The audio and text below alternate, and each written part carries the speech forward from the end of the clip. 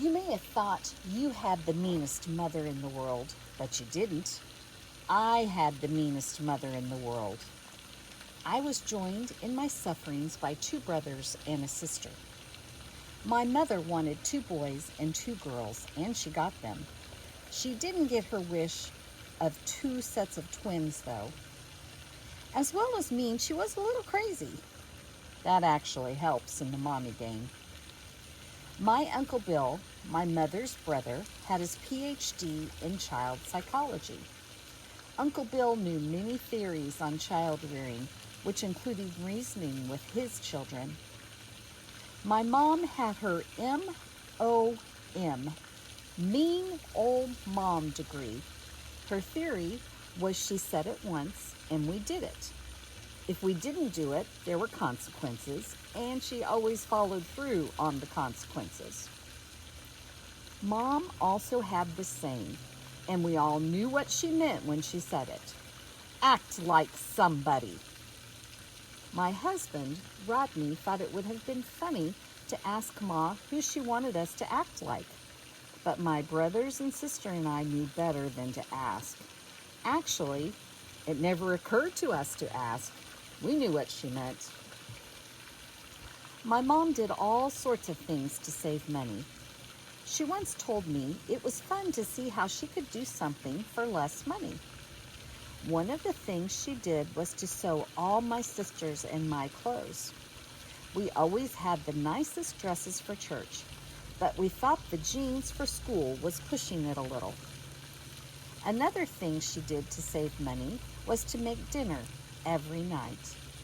Dinner consisted of meat and potatoes or rice and vegetables. We had to eat at least, try everything on our plate. We couldn't just say we didn't like it. Even if it was slimy boiled okra, yuck. Why couldn't we be like my friends' families whose mothers picked up their dinners in boxes and bags at a drive-up window, or called the pizza delivery man, or even better yet, went out to eat? Worse than that, we had to sit at the kitchen table to eat supper, the whole family, together. All my friends got to watch TV while they ate supper, but my mean mom wouldn't let us. While we sat at the table eating supper, she'd always want to know, how was your day? And what did you have for lunch? Or something like that. I don't know, or okay, or any nonverbal response such as a shrug of the shoulder wouldn't get her off our back. She'd just keep asking questions until she got you in a conversation with her. We also had to endure my parents talking at the supper table about their respective days. My mom got a payback for all of those endless questions one night.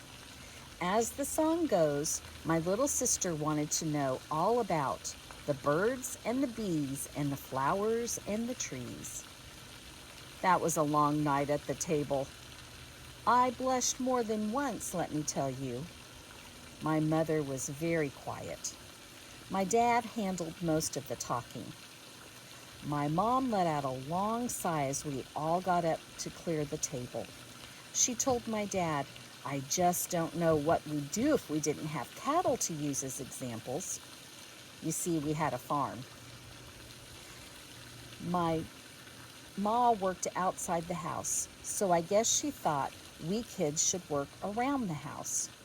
The child labor laws meant nothing to her.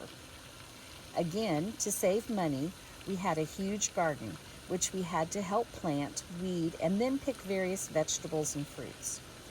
Then we had to prepare the vegetables for cooking or canning. Also, wash and even iron clothes. Wash the cars inside and out every week. Clean the whole house, not just our own room, every week.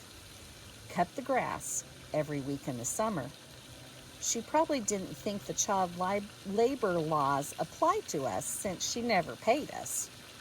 All my friends got an allowance for nothing, and we didn't even get paid for all that work.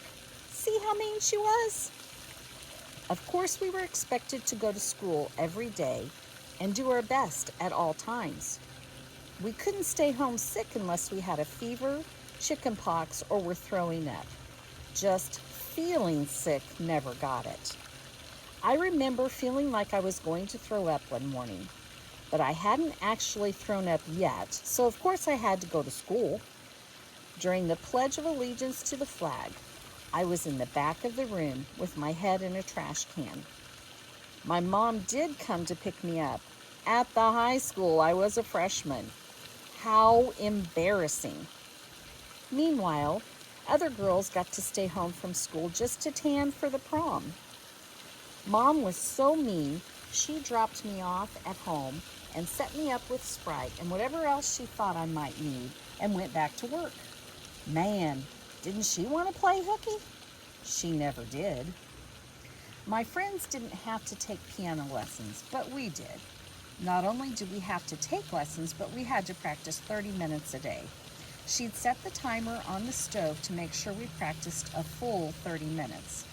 Then, not only did I have to go to my lesson, but I had to sit and wait while my sister had her lesson. Boring. Church was never an optional experience. We had to start making preparations on Saturday night by taking a bath. Then we had to get out of bed and get ready early enough to get to Sunday school on time. Even earlier, usually, every week. Even when it was nice weather and my friends went to the lake or Silver Dollar City instead.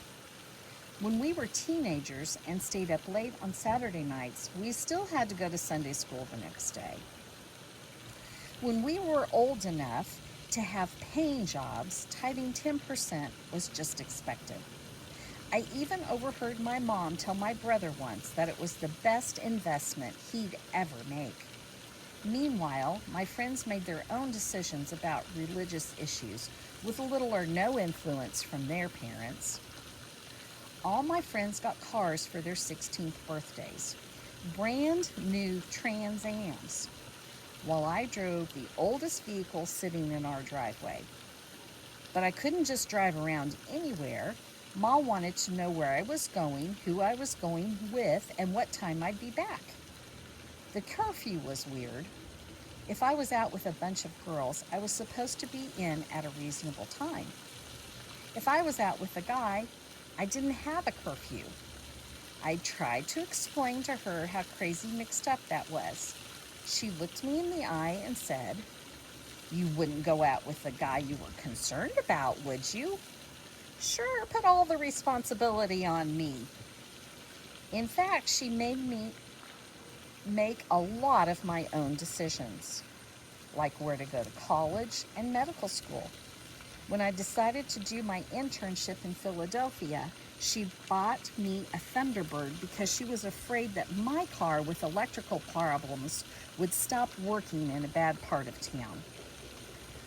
One of my brothers has his PhD in computer science, the other in chemistry, and my sister is a family practice doctor who delivers babies. We all have kids now. My children are young adults, so I'm not sure I qualify for my MOM, mean old mom degree yet, but I'm working on it. I thank God my mom had hers.